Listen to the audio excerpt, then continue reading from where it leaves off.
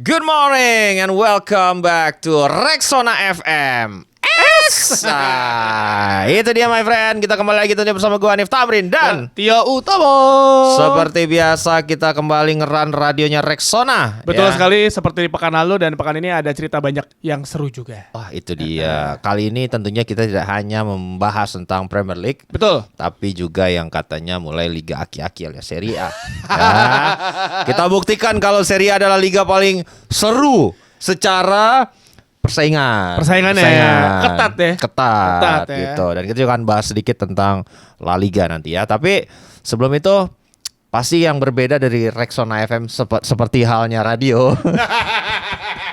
Kita ada kata-kata hari ini. Oke, sikat dulu musik. Iya, itu dia. Deng deng deng deng. Manual. Oke. Iya. Kita kasih dulu musiknya. Untuk mengawali pagi ini agak semangat, kita akan memulai dari kata-kata dari hari ini dari gua ya. Itu kita akan memberikan petuah sedikit kepada kawan kita Tio Utomo. Buat apa beli striker mahal-mahal dari Germany kalau yang gendong MU ujung-ujungnya Zikri lagi. Itu. Gak apa-apa lah, yang penting kan 3 poin. Itu dia. Dari gue nih ya. Iya dong. Kata-kata hari ini. Ekspektasi sih nonton Chelsea Arsenal di tongkrongan biar paling update. Tapi kok berasa lihat Beyond Combat. Aduh. Itu lah capek ya. Jadi wasitnya juga kartu mulu gitu. Capek. Gila kartu kuningnya banyak banget. Tapi itu yang udahlah ya, namanya juga pertandingan papan atas dan keras ya kan. Itu nice dream sekali. Oke, musiknya udah segitu aja ya. Sampai kata-kata hari ini. Jangan kebanyakan. Kemarin sempat diprotes, "Bang, volumenya kenceng banget." gitu. Mungkin banyak kan penonton kita tuh lagi di KRL. Iya. Tiba-tiba pas nyalain deng gitu. Kaget ya, terkejut. Dan gue ingin berterima kasih buat semua para my friends yang mendoakan kesembuhan gue dan juga menanyakan kabar. Rest assured gue itu tiap hari terapi kok. Gue terapi tiap hari 3 ganti-ganti yo. Buset. Ada hiperbarik, ada akupunktur, sama ada fisio. Oke. Yang akupunktur sih nice dream banget. Jarumnya 25 cm ditusuk ke muka semua sama mata. Gini nih. Terus disetrum. Nah, terus kalau hiperbarik masuk chamber gitu kan, yang oksigen. Cuman memang karena ini label spasi gue yang kedua, itu recovery-nya agak lama. Ya, semoga lekas sembuh nih, kembali normal. Terima kasih. Karena banyak yang pada protes kolom komentar juga ya, "Bang, udah lu sembuhin dulu." Bukannya masalah gua nggak mau sembuh, gua berupaya. Tapi kan kita punya karyawan-karyawan yang harus tetap kita hidupi. Kalau gua doang mah ya udah nggak kerja nggak apa-apa. Tapi nanti Yafet, Rudy, Jack, Bang Jack, Dani, Jarwo, banyak gitu kan. Gimana nanti siapa yang bayar ya? Jadi kita tetap semangat konten. Dan seperti juga tentunya Rexona yang semangat memberikan inovasi karena ada teknologi pertama kali dalam sebuah deodoran, ada amino aktif my friend. Itu dia. Apa tuh? Amino aktif itu adalah sebuah formula yang memberikan proteksi 3 kali lebih kuat dari keringat dan bau badan serta noda di ketek. Nah, ini buat cocok banget buat kalian-kalian yang aktif olahraga, tapi nggak mau ribet sama bau badan. Itu apa sih bau badan? Gue kalau di tongkrongan harusnya ngasih tahu. Kalau sebagai teman yang baik ya. Tapi terkadang takut dia marah. Gitu, makanya pakai solusinya langsung jangan dikasih tahu tapi langsung kasih Rexona. Bro, ini ada varian baru, ada amino aktif gitu. Jadi ada alasannya gitu. Nah, sekaligus juga buat teman-teman yang ingin mendapatkan rezeki, kita masih ada kompetisi Clipper yang akan berlangsung sampai tanggal 8 Desember. Caranya gampang, kalian klip aja konten ini sebanyak mungkin, post di TikTok untuk satu video yang FYP nyampe ke 1 juta views, 500.000 views, kita akan langsung berikan remunerasi 250.000 dan 500.000 ya. Langsung ya bisa oke lah gitu buat teman-teman yang pengen cari cuan ya. Dan tanpa berlama-lama lagi kita langsung masuk ke bahasan yang pertama ya. Ini menjadi sebuah diskusi yang ingin kita sampaikan. Kemarin akhirnya Liverpool kan kembali ke jalur kemenangan yo. Iya. Nah, penampilannya lebih kompak sebagai sebuah tim. Betul. Coincidentally, ini kebetulannya Mo Salah dicadangin. Jadi terjadilah sebuah perdebatan. Apakah memang udah menjadi declining season untuk Mo Salah? Itu ini gitu. Kita lihat dulu statistiknya. Ini ada sebuah statistik yang cukup menurut gua layak ya kita discuss karena ini adalah jumlah pergerakan off the ball dari Salah musim ke musim. Nah, di mana itu mulai terjadi penurunan yang signifikan saat ditukangi oleh Arne Slot ya. Jadi off the ball-nya dia pergerakan dia lari turun ya, tanpa bola dalam artian mungkin ngisi ruang atau turun defensif itu jauh-jauh lebih sedikit saat sudah bersama Arne Slot ya. Lagi rajin-rajinnya saat lagi Jurgen Klopp nih 2020-2021. ngebut itu. Ngebut. Nah, dari sono declining season. Nah, ini kaitannya tentunya sama beberapa pendapat yang bilang kalau memang sebenarnya Liverpool itu lebih baik tanpa Salah, emang udah harusnya move on gitu. Tapi sebenarnya gini, ketika Liverpool mencari pemain baru, Ya. seharusnya itu mereka sudah ada katakanlah dalam tanda kutip penggantinya Salah. Ya. Perpanjang atau tidak perpanjangnya Ya. Salah musim lalu kan. Musim lalu dia luar biasa gila, salah satu faktor kunci dari Liverpool juara. Tapi ya ternyata mungkin saat itu kalau nggak salah manajemen Liverpool tuh udah mencari penggantinya kalau Salah cabut. Ternyata dia perpanjang, tapi berpikir udah kita pertahankan Salah dan memainkan Salah lagi. Ya sebenarnya kan Federico Chiesa juga bagian dari upaya Betul. untuk regenerasi itu kan. Di mana ya. Salah Chiesa itu sebenarnya posisinya emang di kanan. Ya, Aslinya di kanan. Tapi memang Salah entah kenapa setelah perpanjang kontrak dan di musim ini kelihatan banget ada sedikit 1-2 masalah atau gaya bermainnya yang sedikit berbeda ya. Sama kayak kalau kita ngeliat sendiri si Jamie Carragher juga ngomong nih. Nih dia ngomong nih. Dia bilang saya tidak suka kritik mereka dalam Van Dijk dan juga Mo Salah. Ya. Karena apa yang mereka lakukan bagi Liverpool itu sangat legendaris, tapi kemampuan mereka sudah hilang terutama Salah. Menurut gua nggak hilang. Cuma mungkin skema dari Arne Slot memaksa Salah harusnya bermain lebih agresif dan lebih team player, karena kalau dulu sebenarnya ketika gini, orang mungkin banyak yang tidak sadar bahwa adanya Nunes di sana itu sering ngebuka ruangnya Salah. Tapi ya Nunes sudah cabut, nggak ada focal point di sana dan Salah seperti nggak ada sedikit agak adaptasi dengan adanya Isak ataupun Ekitike di sana. Ya, dan kata-kata their legs have gone itu kan sebenarnya cukup keras, dan itu datangnya dari Carragher pun menurut gue cukup keras karena kan memang is it though, karena kan 3 bulan sebelumnya this guy has just finished his best season. Yep. Ya. Arguably ini musim terbaiknya dia kan musim Betul, musim lalu. Dari individual standpoint. Yes.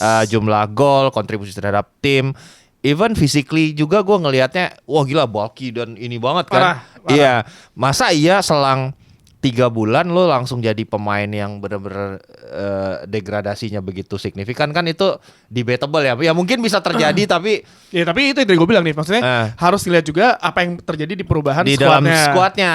Karena orang mungkin ketika ada Nunes ada di Liverpool banyak yang wah si Nunes nyetak gol susah banget ketika dapat gol kesempatan gampang dia nggak bisa nyetak gol, tapi yang susah dia bisa nyetak gol. Tapi ternyata ada satu catatan ketika Nunes main, terus juga ada Mo Salah, itu sering sekali ngebuka ruang bagi Salah untuk bergerak. Ya sama kayak ada space. Firmino zamannya Firmansyah lah ya. Dan satu yang menarik juga, tanpa adanya Luis Diaz di sana, itu menjadi salah satu kehilangan besar bagi Liverpool.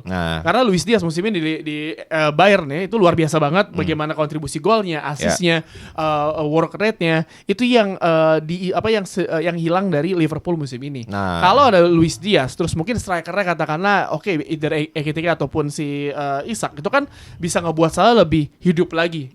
Salah tuh mesti nggak bisa bermain individual sendiri, katakanlah lo ngutak-ngatik sendiri, ngacak-ngacak dia bisa, tapi dia bukan tipe pemain seperti itu. Dia pemain yang harus diberikan ruang oleh rekan-rekannya. Nah, itulah menjadi sebuah diskusi apakah Liverpool saat ini itu adalah tim yang lebih kompak, lebih solid, lebih baik tanpa Salah dengan komposisi pemain yang sekarang ini dimiliki Arne Slot. Kalau dibilang lebih baik mungkin gue gak setuju ya. Salah still one of the best player buat Liverpool, tapi mungkin Slot masih harus cari cara bagaimana memainkan Salah di skemanya dia tanpa ada Luis Diaz atau Nunes ataupun siapa itu dan lebih padu dengan Isak, Ekitike ataupun Florian Wirtz. Nah itu yang memang mesti dicari keseimbangannya. Nah saat kemarin coincidentally lagi ditampilkan tanpa Salah, kemudian diperkuatnya lini tengah. Kemarin kan defensive side-nya Joe Gomez sisi kanan. Ya, jadi kan mungkin dari sisi defensif lebih bagus lah.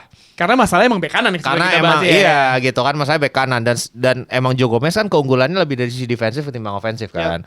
Nah di sebelah kanan itu lebih banyak bermain areanya Szoboszlai kemarin gitu dan membuat hasilnya sedikit bisa overturn rentetan negativisme yang terjadi di Liverpool. Dan kalau secara khusus kita lihat dengan ramuan baru ini dicoba tanpa salah, alasannya sih karena kemarin ya udah rotasi aja kata Arne Slot.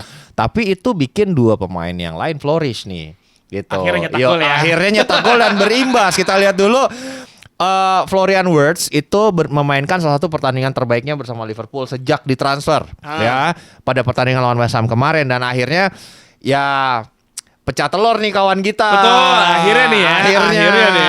Alexander Isak yang ditransfer dengan rekor Britania Raya 125 juta pound, 25 juta euro itu bisa cetak gol kontra West Ham. Seenggaknya ini melepaskan pressure yang ada di dalam punggungnya dia karena memang baggage dari jumlah harga yang begitu tinggi. Karena kalau ngeliat Florian Wirtz sendiri ketika dia masuk ke Premier League itu fisiknya dia ternyata tidak sebegitu oke-nya untuk melawan back-back Premier League yang lumayan agak gerasa gerusuk ya. Lo kalau ngeliat sendiri dia tuh ada catatan bahwa berat badannya naik tapi yang naik bukan beratnya tapi massa ototnya naik.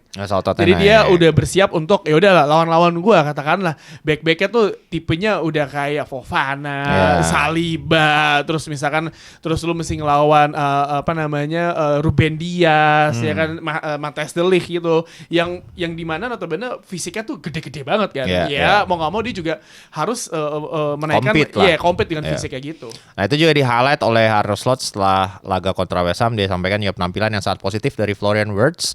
Saya ingin mengakui itu, tetapi performa seluruh tim juga membaik overall. Dribble Florian sangat bagus dan hebat dalam bermain satu sentuhan. Nah itu caranya dia main emang 1-2 sentuhan. Iya. Emang ngebuka ruang. Iya. Bedanya masalah kan nggak bisa gitu. Lo harus gila sprint zeng gitu kan. Jadi mungkin itu harus dicari compatibility-nya. Iya, Salah masih oke. Salah still one of the best Liverpool player, tapi ya Slot masih tahu caranya dengan squad yang ada bagaimana men-unlock penampilan Salah seperti musim lalu sih. Iya, ini Carragher sih udah pasti nggak akan dibales WA-nya masalah sih ngomong kayak tadi sih kalau gue ya gitu.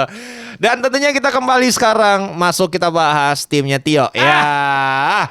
Ruben Amorim, my friend, akhirnya kembali steady the ship setelah kekalahan yang cukup mengejutkan dari Everton.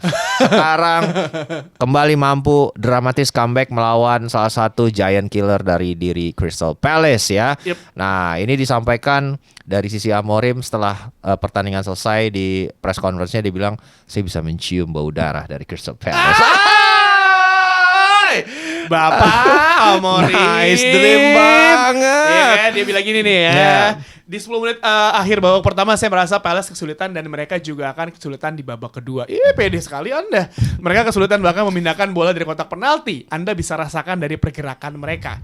Saya belajar banyak dari sepak bola Inggris saat datang ke Premier League. Anda belajar banyak dari tim lain cara bertahan di liga ini dan saya mencuri banyak pelajaran dari mereka. Tapi bagaimana yang dilakukan oleh Oliver Glasner adalah dia tuh benar-benar mengekspos kelemahan Man United. Long ball, direct, dan itu yang diekspos adalah Leny Yoro. Sampai akhirnya berapa kali tuh ada tuh momen di mana Palace counter attack Matthijs de Ligt kepleset. Ya kan? Untungnya bola didapat ke mantan legenda Arsenal tuh Eddie Nketiah. Nah, gitu. Yang dimana karena ada Munoz tuh ya. Orang mah dipasing gitu ya. Dia ditendang tiba-tiba Luke Shaw lewat. Slice gitu ya. Tapi banyak catatan tapi beruntung 3 poin walaupun pertandingannya juga sangat berat dan United juga sebenarnya skema permainannya juga rapi-rapi banget. Di-expose banget sih. Beruntung bisa 2-1 ya dengan set piece FC yang katanya yang sering kebobolan set piece ternyata gol set piece. Ya Zirkzee kembali tajam tadi bilang ya. Ya buat apa beli striker dari Jerman ya? Enggak, sebenarnya kan kalau dilihat rasionalnya kan gitu. Beli Sesko kan 70 juta. Beli Højlund 70 juta gitu kan. Sebenarnya kan kalau lu sabar dikit kan lu bisa beli Harry Kane, nggak harus beli dua itu. Ya tapi ya udahlah ya. Tapi ya catatannya gini nih, catatannya gini. Ya, yang paling menarik adalah ketika ada Sesko di lapangan, Man United jarang banget melemparan crossing pemainnya. Iya, makanya. Giliran Zirkzee ada, lu crossing mulu dah. Iya, makanya menurut gua kemarin kembalinya Lisandro Martinez itu bisa menyelesaikan itu. Kenapa yo? Karena dengan adanya Lisha itu akan ngisi posisinya Yoro kan di kiri kan. Luke Shaw bisa balik jadi fullback. Akan tetapi Luke Shaw itu fitnessnya udah gak kayak dulu lagi. Nah, seenggaknya ada yang bisa crossing yo. Nah, kalau dia dipaksa main di situ bisa jadi cedera lagi. Gak apa-apa, daripada gak ada. Daripada Dalot, lu gak closing langsung crossingnya, ya assalamualaikum gitu ada kan. Ada momen lu sadar gak yang yang bola pokoknya kehilangan, si Palace nyerang, si Bruno kepleset, belakangnya Dalo nih. Dalo mau ngejar bola. Dia tuh ada Bruno di depan deh, ditabrak sama Dalo. Iya, itu masalahnya. Lu ngapain jadi, sih? Opsi back kiri MU tuh gak ada yang convincing. Satu, permasalahan psikologis dari si Dorgu kemarin di highlight kan, dibahas kan kalau kok kayaknya dia tuh anxious gitu tiap pegang bola. Di sesi latihan jago banget, sama timnas jago banget. Kalau Dalot ada permasalahan defensif gitu kan. Susah emang kan saudaraan sama Amorim. Itu. Nah, seenggaknya Luke Shaw baik dari si defensifnya lebih baik dari Dalot. Bisa. Deliverability-nya lebih baik timbang Dalot gitu. Iya, we never know. Dari sisi mental juga kan udah berapa tahun di MU. Enggak kayak si Dorgu lah gitu. Kemarin lawan Crystal Palace Shaw tuh 300 caps buat Man United. Oh ya, harusnya udah pergi dari MU. Udah jadi abang-abangan ya. Udah jadi abang-abang, udah terlalu lama dia tuh sebenarnya. Tapi anyway ya, itu mungkin bisa jadi opsi. Nah, sekarang kita pergi ke Spanyol dulu sejenak karena ada sebuah konflik yang kembali memanas. Ini kemarin sudah dikonfirmasi dari entourage-nya Vini Junior jika mereka tidak ingin membicarakan perpanjangan kontrak dengan kubu Real Madrid karena ongoing disputes yang terjadi dengan Xabi Alonso. Ini juga kemarin hasil imbang ketiga kali. Betul. Setelah kemenangan dari El Clasico nggak menang-menang, akhirnya dikudeta oleh Barcelona di puncak klasemen dan memberikan extra pressure kepada Xabi Alonso terkait rasa aman yang dia miliki untuk posisi manajer Real Madrid. Nah, sekarang kita coba discuss nih. Yuk. What if ya? What if dari sisi probability masa depan seorang Vini Junior ya, dengan kondisi sekarang nih di mana Xabi Alonso under pressure, menurut lo apakah dia bisa outlast Vini? Itu dulu deh. Xabi Alonso nih bisa nggak dia outlast Vini? Kan banyak tuh di MU deh sering, lu kan udah punya pengalaman segudang nih ya. Pemain-pemain yang bisa outlast manajer lu gitu kan. Duri dalam daging. Nah, itu contohnya. Apakah sekarang pertanyaannya di reverse Xabi Alonso, apakah dia bisa outlast Vini Junior di Real Madrid? Jadi sebenarnya ini anggapannya gini nih, gampangnya adalah setelah Carlo Ancelotti cabut, Carlo Ancelotti kan bapak-bapak banget. Bapak-bapak. Kebapaan, mengayomi ya kan. Anak buahnya beneran diayomi, terus beneran humble lah. Ya. Ketika masuk Xabi Alonso, dia mengubah sedikit, ada perubahan dari approach ke para pemainnya kan. Betul. Profesional dan lain-lain. Dan ya kasarnya gini, ketika lu di kantor terus tiba-tiba lu CEO lu baru gitu. Dan CEO lu punya pakem-pakem yang harus diturutin, lu pasti nggak nyaman dong. Iya. Dan diperparah lagi emang ya dia mau perpanjang kontrak. Pemain kalau mau perpanjang kontrak kan ada aja adegannya nih. Betul. Dan rumor yang beredar katanya emang si agensinya si Vini ini minta naik angka atau nggak pindah. Karena sebenarnya yang tawar Vini tuh baik banget. Yang tawar Vini baik banget. Ada Arab kan udah nyiapin duit banyak. Karena kalau agennya dapat misalnya Vini katakanlah keluar dari Madrid kemanapun itu 100 juta misalkan, ya dapat persenan dong. Benar. Jadi sekarang tuh masalahnya udah bukan masalah Vini ya, Xabi menurut gua. Ini udah kayak kompleks dengan entourage-nya ini. Benar. Ya balik lagi harusnya mau nggak mau ya Xabi Alonso menyelesaikan ngobrol satu persatu. Karena kan ketika kemarin menang lawan Olympiakos itu kan sebenarnya Xabi sama si Vini udah baik-baik aja kan. Udah ngobrol. Tapi mungkin ada clash lagi yang kita nggak tahu juga. Tapi ya menurut gue sih ini bisa jadi dibesar-besarkan aja oleh PR timnya dari Vini untuk naikin gaji, perpanjang kontrak. Karena pertanyaan gue selalu yakin loh, ya sebenarnya si Vini ngapain pindah sih? Mau pindah kemana? Apakah dia bisa katakan pindah ke Arsenal? Cocok pindah ke Arsenal. Nah, kenapa Arsenal yuk? Rumornya katanya mau ke Arsenal. Iya, enggak kan saya gue pikir emang ini maksud gue secara kayak MU gitu. Enggak, probability-nya kan ada banyak. Mungkin ada Bayern, ya ada kan misalkan. Ya, PSG. Bisa, PSG tapi bisa tuh. Maksud gue enggak melihat dia, gue enggak kebayang lagi Vini tiba-tiba pakai seragam lain selain Real Madrid gitu. Iya bisa jadi, ya bisa jadi, bisa Al Nassr gitu kan, bisa Al Ittihad gitu ya. Masih muda banget, Iya, tapi kalau kita ngelihat dari skenario, kan sebenarnya ada 2 skenario yang bisa terjadi. Yang pertama adalah berdamai dengan Xabi Alonso, gitu kan, dan memperpanjang kontrak. Dimana saat ini supply and demand gapnya tuh cukup jauh. Jadi dari sekarang gajinya 18 juta euro, penawaran perpanjangan kontrak official dari Madrid itu 20 juta euro per musim, after tax ya. Permintaan dari agensinya 30 juta euro. Karena dia benchmarknya adalah highest earner di Real Madrid, dalam hal ini Kylian Mbappe, yang juga mendapatkan additional income dari image rights yang dia manage sendiri. Betul. Nah itu yang sekarang jadi dispute. Kenapa salah satunya dijadiin alasan, ini pelatihnya nggak ini nih gitu, gua nggak mau dulu deh gitu. Nah as soon as ini fix, mungkin ini bisa di-extend. Tapi menurut gue masih tetap ada gap nih antara supply dan demand, angkanya terlalu jauh. Jauh banget menurut gue. Jauh banget, berat nyari middle ground-nya berat. Ya gue tahu mungkin Vini dia menjadi salah satu pemain kunci di Real Madrid. Tapi ya Mbappe datang kan, ya Mbappe kan juga datang gratis tuh ya. Iya. Gak ada apa. Tapi ya emang ya nggak tahu apakah bisa naik kayak Mbappe. Gue rasa sih nggak maksimal, mentok 25 nggak sih? Iya. Kayaknya 30 kayak terlalu jauh gitu. Ya, walaupun gue yakin Madrid duitnya banyak ya, siap. Tapi maksud gue untuk ke 30 deketin Kylian Mbappe kayaknya belum. Kayak berat ya. Dan opsi yang kedua tentunya dijual ya, karena kan dia masih sampai 2028 apa berapa gitu kalau gua nggak salah. Dijual pasti dapat transfer fee Real Madrid, di mana ini kemungkinannya menurut gue cuman ke Arab. Kalau ke Eropa, klub lain pasti kan digetok mahal banget. Iya. Nah pertanyaan gua, kalau gua saran kepada Bang Vini ya, mendingan nunggu Piala Dunia. Nunggu Piala Dunia. Kalau di Piala Dunia lu bersinar, lu lebih enak lagi tuh bergen sama Madrid. Katakanlah misalkan jangan sampai kan gue pengennya Inggris juara ya, tiba-tiba Brazil juara dunia gitu.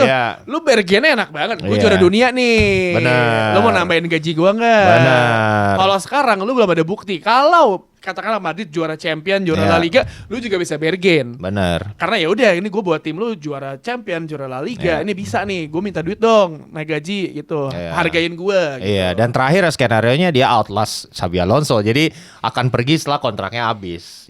Bisa jadi. Nah, having said that, ini ada rumornya, penggantinya udah dipikirin. Ini dari mana? Ini berita dari mana? Football Italia banyak. Ini Sport Italia ngeberitain, Football Italia ngeberitain, Gazzetta dello Sport ngeberitain. Ini kan lagi buntu juga kawan kita ini. Asia nih, Abang Yildiz nih ya. Aduh. Ya tapi kalau diincar Madrid ya oke lah. Kalau ke Premier League gimana ya? Kalau Premier League siapa ya? Arsenal yang udah. Jadi gini, kalau kita breakdown ya, musim panas ini sebenarnya Chelsea udah nawar 70 juta euro ditolak sama Juve. Alasannya kenapa tuh?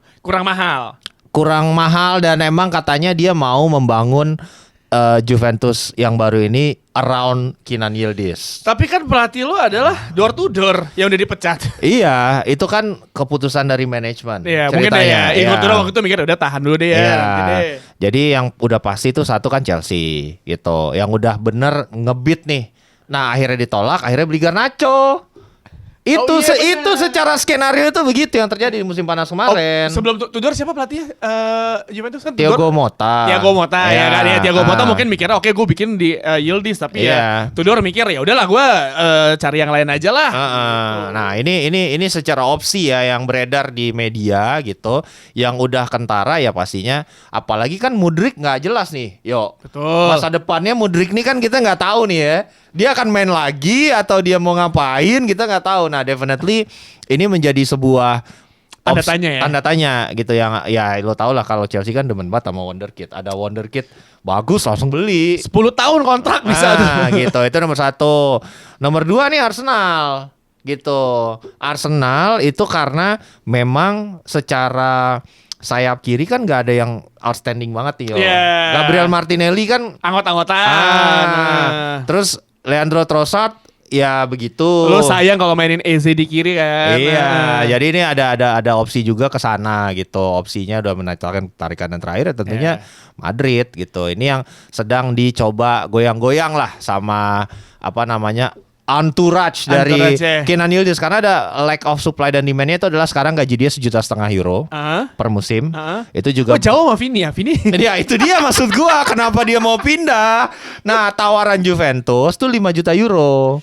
Tapi maksud gua ketika lu mau minta gaji naik gitu kan, harusnya lu menunjukkan bahwa gua gaji naik karena gua bisa memberikan ini. Iya, dia tuh satu-satunya yang bisa gendong Juve sekarang. Betul. Cetak main bagus banget lawan Bodo. Terakhir Cagliari dia yang ini comebacknya. Kalau dari kontribusi udahlah setengah golnya Juve tuh dari Kenan Yildiz, baik assist maupun gol. Ya ini sama kayak yang dibilang Giovanni Albanese ya dari Sport Italia bilang dengan penampilan yang dia perlihatkan melawan Bodo, Glim dan juga Cagliari, dipastikan entourage Yildiz akan meminta gaji jauh lebih tinggi ketimbang penawaran 5 juta euro yang saat ini diberikan sama Juventus. Comoli harus segera menuntaskan perpanjangan kontraknya atau situasi akan segera memburuk. Iya betul, Yildiz. Tapi kalau misalkan dia, ya menurut gue Juve tahaninnya tim Anda tuh lagi tidak baik-baik saja di Liga. Masa dikangkangin nama Ranieri di AC Milan? My friend, posisi Juve sama MU tuh sama, nomor 7. Udah sorry banget banget nih. Ya masalahnya sama sebenarnya sih. Itu maksud gua. Tapi kalau teman gua dari kayak Muktinto terus si Mama tuh bilang mereka tuh ini bukan mereka tuh bukan fans Juve. Mereka relawan. Nah, kalau Man United kita fansnya korban. Jadi emang kita lihat nanti kemana, mungkin apakah akan terjadi kesepakatan untuk Kenan atau akhirnya juga dia harus dilepas oleh Juventus, ya akhirnya ya take profit aja lah gitu ya. We never know ya. We never know. Nah, uniknya kalau kita ngelihat Serie A sejauh ini so far ini sangat neck to neck ya persaingannya ya. Apakah Serie A akan kembali ke era Magnifico Seven? Harusnya gitu lah sih. Sejak dulu gila. Dulu tuh ada Fiorentina, Parma, wah dulu keren banget tuh.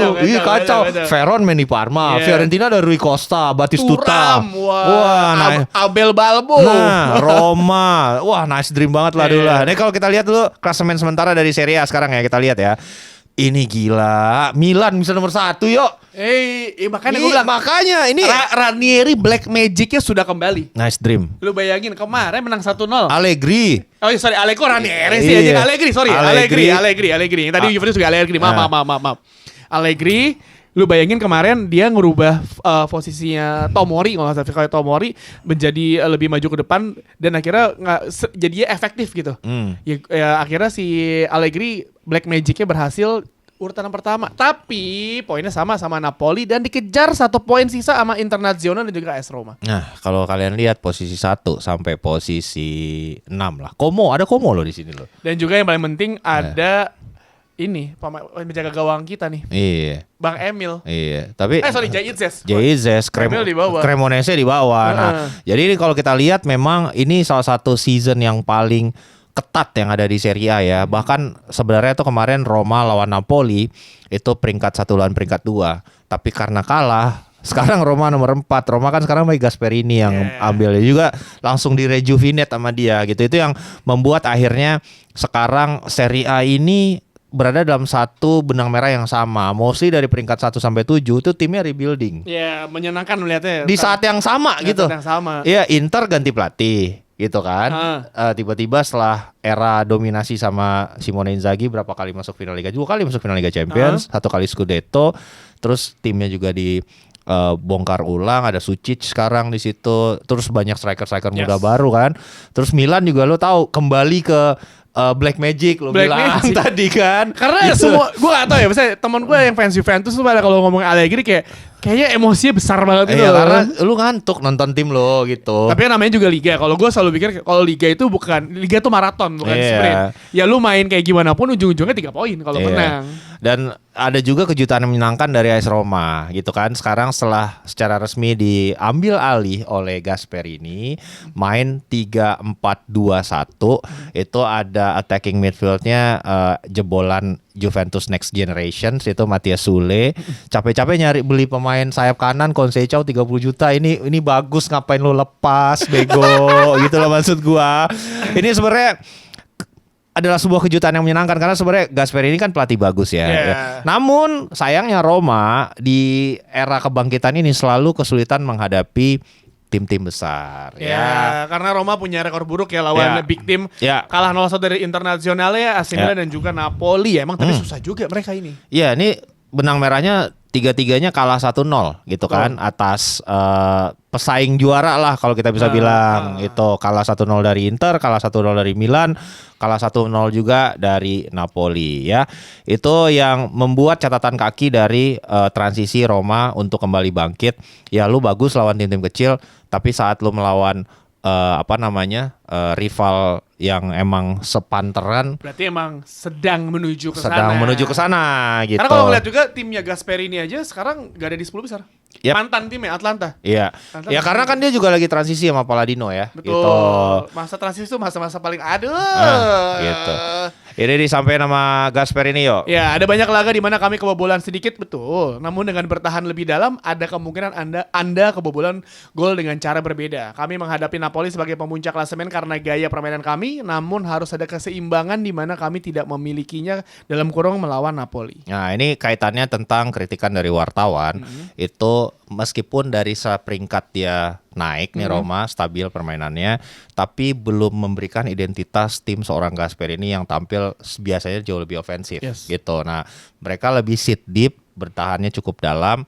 Nah, itu yang di-highlight oleh Gasperini. Dia nggak bisa langsung merubah itu karena memang dari sisi materi pemain dan juga tipe-tipe lawan yang dia hadapi harus memungkinkan dia untuk beradaptasi. Nah, once itu nanti memang udah kembali ya mendapatkan puzzle yang dia inginkan, karena kan dia masuk ke sini juga nggak dikasih belanja yang wah gitu gitu. Ada beberapa pemain yang dia pengen nggak datang, kemudian dia harusnya jual Manu Kone dengan harga mahal tapi nggak ada takers gitu. Itu yang merusak strategi transfernya dari dia. Gitu. Dan sekarang kita masuk ke kemenangan Inter Milan kemarin atas Pisa 2-0 dan kembali tajamnya seorang Lautaro Martinez. Akhirnya gini. Ini kan menjadi sebuah perdebatan kemarin gara-gara banyak yang bilang Martinez ini kan udah gak nyetak gol berapa pertandingan. Terus disampaikan kalau sebuah narasinya Martinez mah cuma bisa cetak gol lawan tim-tim kayak Ascoli, Pisa gitu. Sementara ya kayak di final Liga Champions kan gak ngilang. Betul. Tiap ketemu Juve ngilang, ketemu Milan ngilang gitu kan. Jadi mana lu di big games lu gak pernah ada gitu. Itu yang disampaikan narasinya. Terutama tuh gue ngeliat di TikTok tuh kayak begitu tuh yo. Tapi kalau menurut gue ini bukan masalah Lautaro Martinez doang ya. Kenapa striker-striker yang kayak kita tahu jago banget ketika lawan tim-tim besar dia seperti kesulitan. Halan aja ngilang banyak di game-game gede. Karena lawannya udah tahu siapa yang harus dimatikan. Focal point ini siapa yang harus dimatikan, harus di stop mau nggak mau ya udah. Lautaro Martinez di Internazionale Milan akhirnya ya dia tidak terlihat di lapangan karena mungkin yang jaga dia 1-2 pemain. Kadang dia mau gerak juga lawan-lawannya udah nutup pergerakannya dia. Mesti ngecek juga, kita nggak bisa bilang bahwa Lautaro Martinez kurang gitu. Kita mesti lihat juga di pertandingannya itu seperti apa. Kalau emang udah satu musim kayak gitu terus berarti kan something wrong sama Lau nih. Gitu. Dan disampaikan juga oleh Cifu yo. Ya, kami tahu pentingnya pemain kami, terutama kapten kami. Mungkin ada orang yang meragukannya, tapi tidak kami. Karena kami tahu betapa pedulinya dia dan apa yang bisa ia bawa untuk tim. Gitu. Percaya, kalau pelatih mah percaya aja. Dan revolusi yang sedang dilakukan oleh Cifu sekarang mulai kelihatan mulai stabil. Sempat awal musim doji banyak banget hasil negatif dan sempat di raise questions apakah Cifu pelatih yang pas untuk Inter, namun dia manage untuk steady the ship at least sampai sampai minggu ini dan membuat Inter kembali berada di papan atas. Nah, sekarang kita lihat nanti apakah dia akan menemukan form terbaik dari Inter. Karena sekarang kan secara komposisi pemain ya arguably Inter yang terbaik di Serie A gitu.